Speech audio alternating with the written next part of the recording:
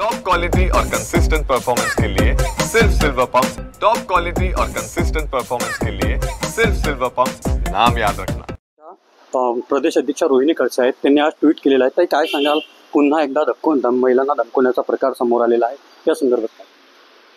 आज सकाळी मी एक ट्विट केलेलं आहे ज्यामध्ये रुपाली चाकणकरांच्या महिला पदाधिकारी ह्या एका महिलेला धमकावतानाचा तो ऑडिओ क्लिप आहे.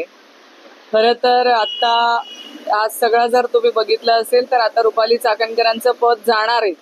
त्याच्यामुळे त्या वैफल्यग्रस्त भावनेतून त्यांच्या कार्यकर्त्यांकडून त्यांच्या विरोधात जे लोक पोस्ट टाकतायत त्यांना धमकावून घेण्याचा प्रकार त्यांच्या माध्यमातून होतोय आणि या सगळ्या गोष्टींचा आम्ही निषेध करतो. खरं महिला आयोगाच्या ऐवजी धमकी आयोग आता ह्या नाव ठेवायला हवं, कारण महिलांना न्याय देण्याऐवजी ज्या महिलांसाठी हा महिला आयोग स्थापन झालेला आहे त्याच महाराष्ट्रातल्या माता भगिनींना धमकावण्याचा प्रकार या ऑडिओ क्लिपमधून आपल्याला बघायला मिळतो आहे आणि हे अतिशय निंदनीय आहे आणि वैफल्यग्रस्त भावनेतून हे सगळे प्रकार चालू आहेत. तुम्ही कालही बघितलं असेल तर वैष्णवीच्या समर्थनार्थ मोर्चा काढला नाही यांच्या पदाधिकाऱ्यांनी, पण महिला आयोग आणि रुपाली चाकणकरांच्या समर्थनार्थ यांनी मोर्चा काढला. म्हणजे दुर्दैव म्हणावं लागेल महाराष्ट्राचं की आज घटना जी झालेली आहे ती अतिशय दुर्दैवी घटना झाली आहे. त्या घटनेचा समर्थनार्थ किंवा तिला न्याय मिळावा म्हणून तुम्ही आंदोलन करत नाहीये, तर तुम्ही काय तर स्वतःसाठी आंदोलन करून घेतायत. तुमचं पद टिकलं पाहिजे म्हणून आंदोलन करून घेतायत. खरंच पदाची लालचपणा किती असावा एखाद्या व्यक्तीमध्ये तो यांच्या या सगळ्या वागणुकीतून दिसतो आहे. हे पद संविधानिक पद आहे, याच्यातून महिलांना न्याय मिळाला पाहिजे. नाहीतर तुमच्या ज्या वर्तणुकीतून महिलांना धमकावण्याचा जो प्रकार होतोय ना हा अतिशय निंदनीय आहे. अशा घटना दिवसेंदिवस वाढत आहेत.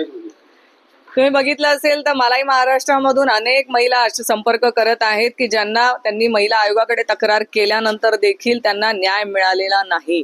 मी या सगळ्यांशी सोबत संपर्कात राहून हे मुख्यमंत्री महोदयांपर्यंत देखील पोहोचवणार आहेत की न्याय काय म्हणतात तुम्ही, महिला आयोगाकडून न्याय मिळाला. अशा असंख्य महिला महाराष्ट्रामध्ये आहेत की त्यांना न्याय नाही मिळालेला आहे. या घटना आज वाढतायत. आज ती एकटी महिला नाहीये. तुम्ही सोशल मीडियावरती जरी बघितलं तर रुपाली चाकणकरांच्या पदाधिकारी सरळ सरळ धमकावण्याची भाषा करतात.